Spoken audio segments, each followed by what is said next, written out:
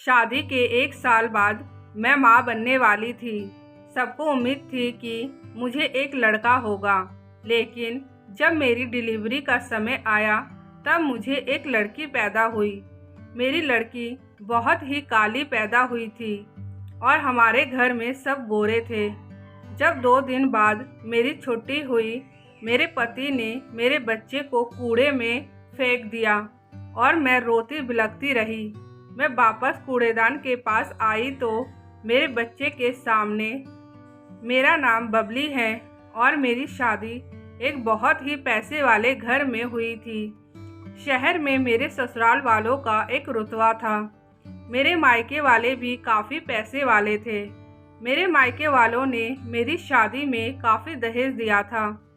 शादी के 1 साल बाद मैं माँ बनने वाली थी। मेरे ससुराल वालों ने मेरी खूब खातिरदारी करी।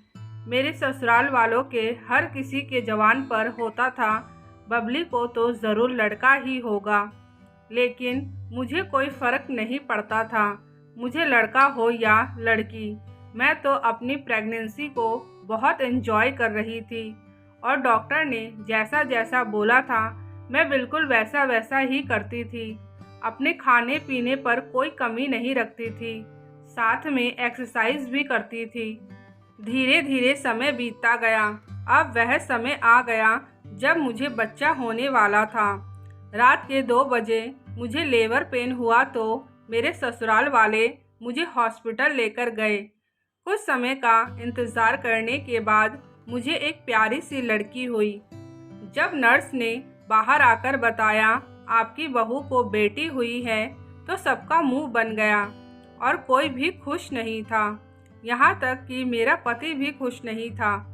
सबको लड़का जो चाहिए था, लेकिन हद तो तब हो गई जब नर्स मेरी बेटी को बाहर लेकर आई और उसका चेहरा देखकर किसी ने भी उसको गोद में नहीं उठाया, बल्कि मेरी सास ये कह रही थी ये ज़रूर किसी और का बच्चा होगा, यह हमारे घर का बच्चा नहीं हो सकता है।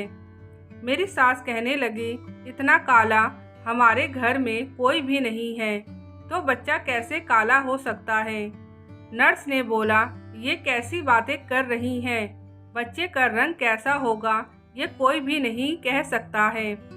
2 दिन बाद जब मुझे हॉस्पिटल से डिस्चार्ज मिला, मुझे लेने मेरे पति के अलावा और कोई भी नहीं आया। मेरे पति ने मुझे कार में बैठाया, बच्ची मेरे गोद में ही थी। हॉस्पिटल से कुछ दूर जाने के बाद एक बहुत बड़ा कूड़ादान था। मेरे पति ने मेरे बच्चे को मेरे गोद से लिया और कूड़ेदान के पास रख दिया। मैं अपने पति की हरकत देखकर बिल्कुल अचंभित हो गई। मैंने कहा ये आप क्या कर रहे हैं, ये हमारी बच्ची है। मेरे पति ने कहा अगर तुम्हें मेरे साथ रहना है फिर तुम्हें इस बच्चे को छोड़ना होगा, नहीं तो तुम मेरे साथ नहीं रह सकती हो। तुम्हें हम दोनों में से किसी एक को चुनना होगा। वहाँ मेरी बच्ची जोर जोर से रोने लगी, उसको भूख लग रही थी। मैंने अपनी बच्ची को उठाया और वहीं पर दूध पिलाना शुरू किया। जब उसका पेट भर गया तब मैंने अपने पति को कहा मैं आपके साथ नहीं रहना चाहती हूँ, मैं अपने बच्चे को बिल्कुल भी नहीं छोड़ूंगी। मैंने इस बच्ची को जन्म दिया है, इसका दर्द मैं ही समझ सकती हूँ। मेरी बातें सुनकर मेरा पति कार में बैठा और चला गया। मैंने एक ऑटो वाले को बुलाया और ऑटो में बैठकर अपने मायके चली गई। मैंने अपनी पूरी कहानी मायके वाले को बता दिया। मेरे घर वाले भी बहुत हैरान हो रहे थे कि पढ़े लिखे लोग ऐसा कैसे कर सकते हैं। इससे अच्छा तो एक गरीब इंसान होता है, 4 बच्चों को भी पाल लेता है। कुछ दिन बाद मेरे पति ने मुझे डिवोर्स के पेपर भेज दिए। उसके 1 दिन बाद ही मेरे पति का एक्सीडेंट हो गया। उस एक्सीडेंट में मेरे पति को कुछ ऐसी चोटें लगी जिससे मेरा पति बाप नहीं बन सकता था। इस बात का पता चलने पर मेरे ससुराल वाले मुझे लेने आ गए और मुझसे माफ़ी मांगने लगे कि हम लोगों को माफ़ कर दो, हम लोगों को हमारी करनी की सज़ा मिल चुकी है। मुझे उन लोगों के पास जाने का बिल्कुल भी मन नहीं था, लेकिन मेरे घर वालों ने समझाया कि ये लोग अब बहुत पछता रहे हैं। तुम्हें अपनी और अपनी बच्ची की ज़िंदगी के लिए वापस जाना ही चाहिए। बाकी तुम्हारी मर्जी, तुम यहाँ भी रह सकती हो, ये घर तुम्हारा भी है। मैं अपने ससुराल वालों के साथ वापस अपने घर चली गई। वहाँ जाकर मैंने देखा पूरे घर को पिंक कलर के बैलून से सजाया गया है और वहाँ पर वेलकम टू परी लिखा हुआ था। मुझे बहुत खुशी हो रही थी क्योंकि इसकी उम्मीद मुझे बिल्कुल भी नहीं थी।